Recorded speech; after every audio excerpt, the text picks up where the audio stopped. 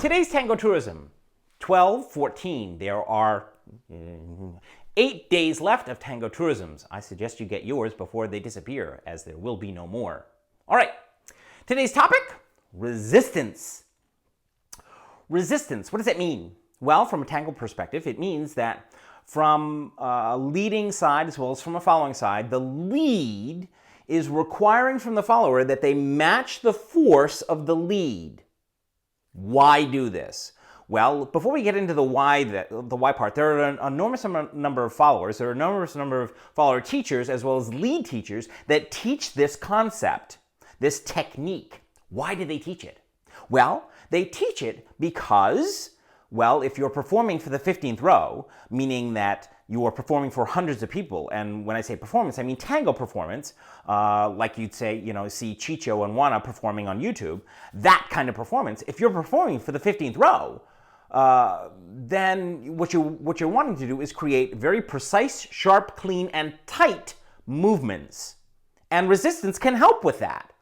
But in case you haven't noticed, you're not performing for the 15th row. This is social dance, which means the only person that you're performing for is you and your partner, which means not so much with that.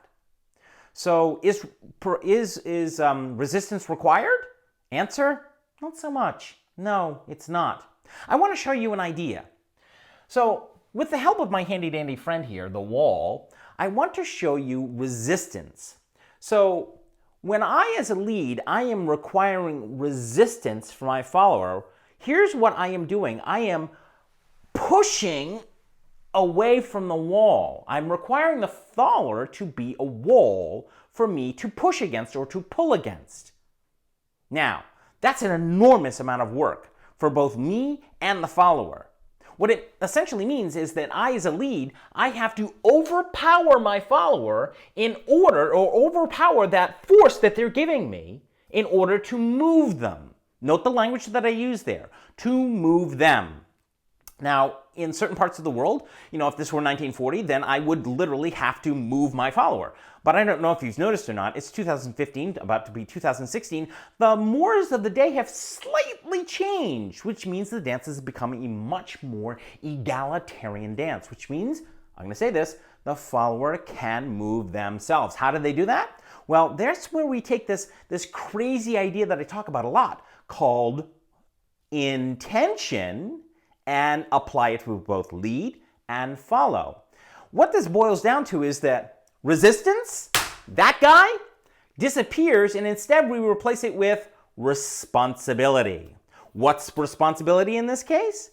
I, as a lead, I am responsible for applying intention, the intention to move. That doesn't necessarily mean that I use tension, resistance, pressure, compression, or force to move my follower, but rather I intend for us to go there. Note the language.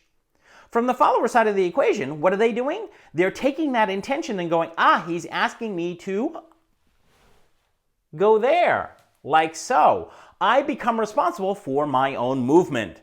That means both parties will become responsible for their own. Does that make sense? Okay.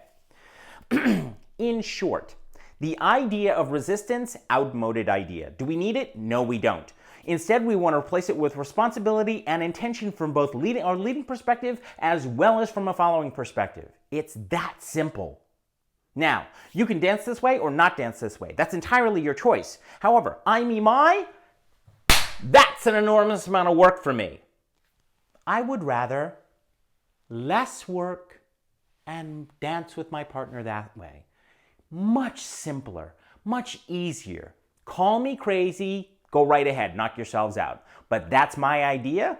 You can take it or not. Otherwise, I look forward to seeing you on a social dance floor somewhere.